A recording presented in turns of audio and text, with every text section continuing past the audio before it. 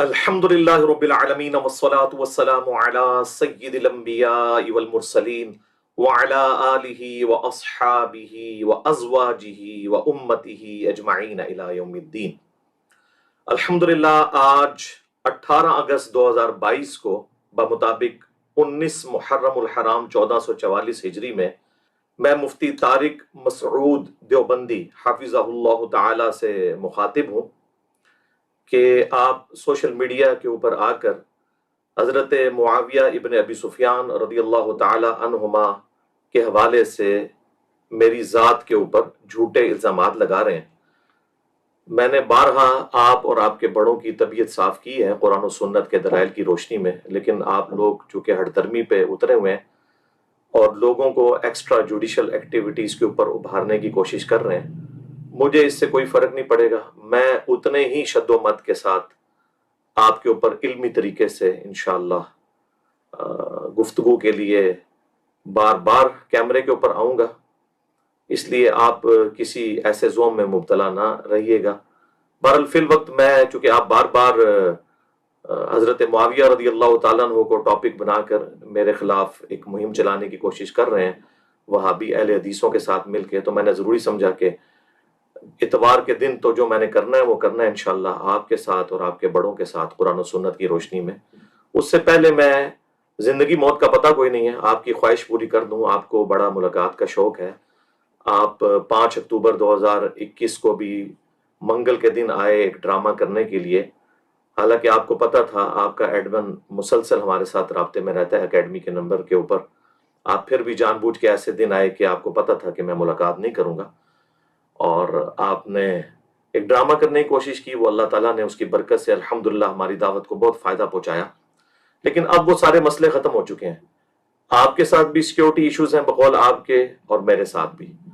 اللہ کے فضل سے ہمارے پاس آن لائن گفتگو کرنے کا پلیٹ فارم موجود ہے۔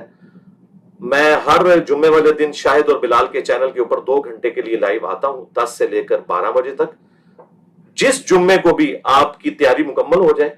اپنے ساتھ سارے علماء جتنے ہیں، دیوبندیوں کے، اہل حدیث کے، بریلویوں کے، سب سے نوٹس لے لیں۔ ٹائم قیامت تک ہے آپ کے پاس، جمعے والے دن آ جائیں تو انشاءاللہ 10 منٹ آپ لیں گے، سب سے پہلے آپ کو موقع دیں گے اپنا موقف بیان کرنے کا، موقف اپنا بیان کرنا ہے، پھر 10 منٹ میں، پھر 10 منٹ آپ، قرآن و سنت کی روشنی میں جو بھی موقف بیان کرنا ہے ہم کریں گے، اور فیصلہ عوام کی عدالت میں ہوگا انشاءاللہ تعالی۔ اب وہ مسئلہ ختم ہو چکا ہے، اور اگر آپ کو ریزرویشن ہو تو آپ جو کوئی آن لائن کا سلسلہ شروع کیے میں تو ہم وہاں پہ بھی آ سکتے ہیں، لیکن شرط یہ ہے کہ پروگرام ریکارڈڈ نہیں ہوگا، آن لائن سب دیکھیں گے اور ریئل ٹائم لوگوں کو پتہ چل جائے گا قرآن و سنت کے دلائل کون دے رہا ہے اور کون بزرگ بابوں کے حوالے دے رہا ہے انشاءاللہ تعالی۔ اور مجھے پتہ ہے کہ آپ اس کے لیے تیار نہیں ہوں گے، لیکن اگر ہو جائیں تو میری خوش قسمتی ہے، اللہ کرے کہ میرا یہ گمان غلط ثابت ہو انشاءاللہ تعالی، تو یہ آپ کی انشاءاللہ تعالی جو خواہش ہے بچپن کی وہ پوری ہو جائے گی انشاءاللہ تعالی۔ پیپر میں پہلے ہی آپ کے لیے آؤٹ کر دیتا ہوں کیونکہ آپ کے لیے تیاری کرنا ذرا آسان بھی ہو جائے گا۔ ویسے تو میری ساری باتیں ریکارڈڈ ہیں قرآن و سنت کی روشنی میں، یہ جو 38 منٹ آپ پچھلی اتوار کو بولے اور سوموار والے دن اس ویڈیو کو اپلوڈ کیا، تو ظاہر ہے میں تو اگلی اتوار سے پہلے اس کا جواب نہیں دوں گا، اس میں تو خیر قرآن و سنت آپ نے بیان ہی نہیں کی تو جواب میں نے کیا دینا ہے، لیکن جو آپ کی ایک خواہش تھی اس میں بار بار جو آپ جس چیز کو دلیل بنا رہے تھے وہ میں نے آپ کی خواہش پوری کر دی ہے کہ آپ انشاءاللہ تعالی جب چاہیں میں انشاءاللہ تعالی آن لائن آپ کے ساتھ علمی ڈیبیٹ کرنے کے لیے، مناظرہ نہیں ہے یہ، علمی ڈیبیٹ ہے، وہ انشاءاللہ 10-10 منٹ کے ٹائم کے ساتھ تیار ہوں انشاءاللہ تعالی۔ اب انشاءاللہ تعالی آپ کا انتظار رہے گا۔ باقی پیپر میں نے پہلے ہی آؤٹ کیا ہے کہ جس طرح ہمارا قادیانیوں کے ساتھ بنیادی اختلاف ختم نبوت کے اوپر ہے، آپ کے ساتھ ہمارا بنیادی اختلاف ان عقیدوں پر ہے جو المحند اور المفند میں آپ کے 35 علماء دیوبند، ایٹ لیسٹ 35 بلکہ اس سے بھی زیادہ ہو چکے ہیں، اب تو تقی عثمانی صاحب کے بھی سگنیچر آ چکے ہیں، انہوں نے کلیم کیے ہیں صرف 3 عقیدے۔ نمبر 1 آپ کا یہ کلیم ہے کہ ہم بزرگوں کے سینوں اور قبروں سے جائز طریقے سے، خواص کے طریقے سے فیض لینے کے قائل ہیں، اس کی دلیل آپ نے قرآن و سنت سے پیش کرنی ہے۔ نمبر 2 آپ کا یہ کلیم ہے کہ رسول اللہ صلی اللہ علیہ وآلہ وسلم کی قبر مبارک اللہ کے عرش اور کرسی سے افضل ہے۔ نمبر 3 آپ کا یہ کلیم ہے المحنت کے اندر آپ کے بزرگوں کا، جس کی وجہ سے آپ دیوبند کہلاتے ہیں، کہ نبی صلی اللہ علیہ وآلہ وسلم کی مبارک زندگی جو قبر میں ہے وہ دنیا کی سی ہے، آخرت کی تو ہم بھی مانتے ہیں۔ یہ تین عقائد کے اوپر آپ نے قرآن و سنت سے قطعی الدلالہ ثبوت لے کر آنے ہیں، بزرگ بابوں کے حوالے نہیں۔ یہ جو بورے اٹھا کے لاتے ہیں، بورے اسی لیے لانے پڑتے ہیں کہ قرآن و سنت سے حوالے موجود نہیں ہوتے، تو آپ یہ کہتے ہیں کہ جی فلاں نے بھی یہ کہہ دیا فلاں، پھر ہم وہی کہیں گے فلاں کی کیا اوقات ہے؟ جب ہم قرآن و سنت کے دلائل کی روشنی میں حضرت معاویہ رضی اللہ تعالیٰ عنہ، حضرت مغیرہ ابن شعبہ رضی اللہ تعالیٰ عنہ اور حضرت عمر ابن عاص رضی اللہ تعالیٰ عنہ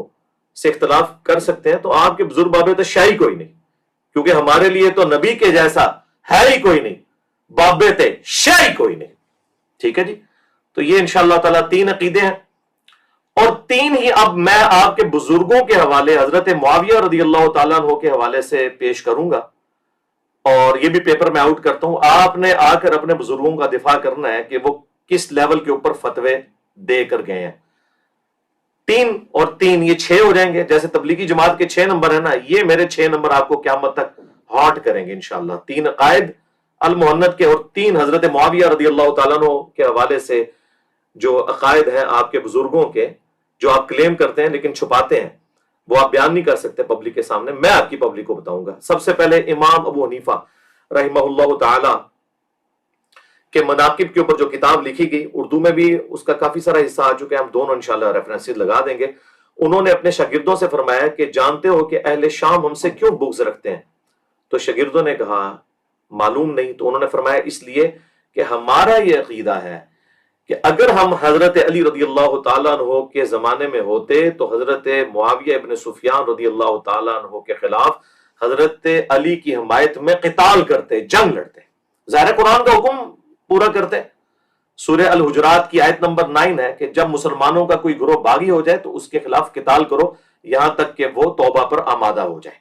تو اس کے تحت سیدنا علی کے ساتھ مل کر، ہم خلیفہ راشد کے ساتھ مل کر باغی جماعت کے خلاف قتال کرتے۔ یہ حضرت امام ابو حنیفہ رحمۃ اللہ علیہ کا فتویٰ ہے۔ اب مجھے ان کے اوپر بھی گستاخی کا کوئی فتویٰ چاہیے، آپ کی جرت نہیں ہوگی کیونکہ آپ کو پتا ہے کہ انہوں نے بات ٹھیک کی ہے۔ دوسرا ریفرنس، امام ابو حنیفہ رحمۃ اللہ علیہ کے بعد پوری حنفیت کی دنیا میں چند بڑے جو نام ہیں ان میں ٹاپ آف دا لسٹ جو بندہ ہے وہ ہے علامہ بدر الدین عینی، 855 ہجری میں فوت ہوئے ہیں، اور انہوں نے بخاری کی شرح لکھی ہے عمدۃ القاری۔ اس میں صحیح بخاری کی جو حدیث ہے 7083، اس کے کانٹیکسٹ میں انہوں نے علامہ کرمانی کا قول نقل کر کے ان کا رد کیا ہے کہ کرمانی تو یہ کہتے تھے کہ حضرت معاویہ رضی اللہ تعالیٰ عنہ چونکہ اجتہادی طور پر باغی تھے، انہیں 1 اجر ملے گا اور مولا علی کو 2۔ تو وہ کہتے ہیں میں یہ کہتا ہوں کہ جب حضرت معاویہ رضی اللہ تعالیٰ عنہ کو حدیث عمار کا پتہ چل گیا تھا اور سیدنا عمار جنگ صفین میں شہید ہو گئے، اس کے بعد آپ یہ کیسے کہہ سکتے ہیں کہ ان کی غلطی اجتہادی تھی، اور انہیں کیسے آپ اجر کی بشارت سنا رہے ہیں؟ یہ بدر الدین عینی لکھ رہے ہیں، اور پھر کنکلوڈ کرتے ہوئے وہ کہتے ہیں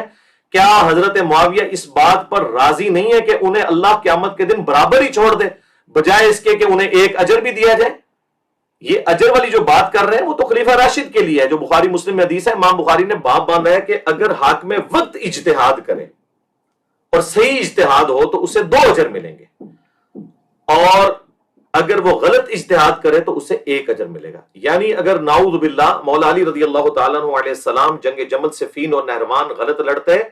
تو اللہ تعالیٰ انہیں تب بھی 1 اجر دیتا، چونکہ اب انہوں نے ٹھیک لڑی ہے، الحمدللہ ان کے لیے ڈبل اجر ہے الحمدللہ۔ تو یہ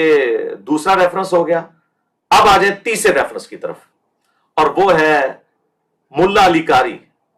المتوفا 1014 ہجری۔ انہوں نے مرقہ لکھی ہے شرح مشکات، اس میں انہوں نے 5878 نمبر حدیث جو قتل عمار والی ہے اس کے کانٹیکسٹ میں وہ کچھ لکھا ہے کہ کیمرے کا لینس پھٹ جائے اور آپ لوگوں کی جو جھوٹی عقیدتیں وابستہ ہیں نا وہ بھی پھٹ جائیں اللہ کے فضل سے، جو انہوں نے لکھ دیا ہے، اور اردو ترجمہ آپ لوگ خود چھاپ چکے ہیں مرقہ کا۔ انہوں نے لکھا ہے کہ جو قتل عمار والی حدیث ہے بخاری اور مسلم کی کہ عمار کو ایک باغی جماعت قتل کرے گی، عمار انہیں اللہ اور جنت کی طرف بلا رہے ہوں گے اور وہ جماعت جہنم کی طرف بلا رہی ہوگی، اتنے سخت الفاظ۔ یہ حدیث بخاری میں بھی ہے، مسلم میں بھی ہے، اسے قتل عمار والی حدیث کہتے ہیں۔ اور اسی کانٹیکسٹ میں ایٹ لیسٹ 4 جگہ مسند احمد کے اندر تفصیلی واقعہ موجود ہے جنگ صفین کے حوالے سے کہ ابو الغادیہ رضی اللہ تعالیٰ عنہ جو اصحاب شجرہ میں سے تھے، ان سے حضرت عمار کا قتل ہو گیا اور وہ پوری زندگی روتے تھے۔ وہ ساری احادیث انشاءاللہ تعالی ہم ڈسپلے کروا دیں گے۔